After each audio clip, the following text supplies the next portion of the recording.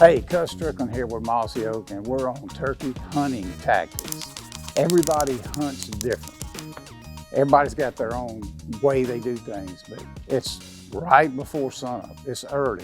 We kind of think we know where a turkey's spent the night in his roost, back to terminology, and you hear him gobble.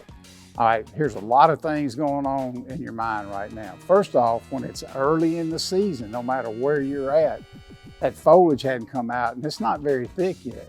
So there's two things going on. Number one, you can hear him a lot further than you normally would if it was April or May and it was leaving.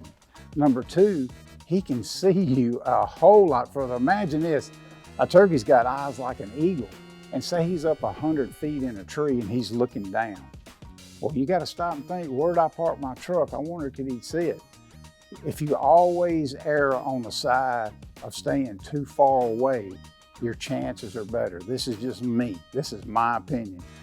Yeah, people will say if you can get within 100 yards and get in that bubble, hey, more power to you. It's really hard to do early in the season when there's not a lot of foliage out. All them leaves are on the ground. You're going to be making noise getting in. The deal is, if you spook them trying to get too close, your hunt's probably over unless you've got multiple turkeys around. So I always err on the side of staying too far away.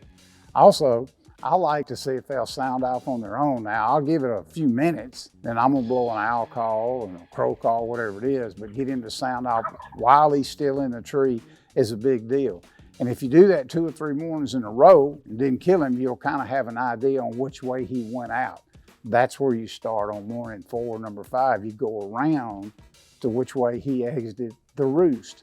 The roost is the most exciting part. So if you do mess up the roost, keep your chin up.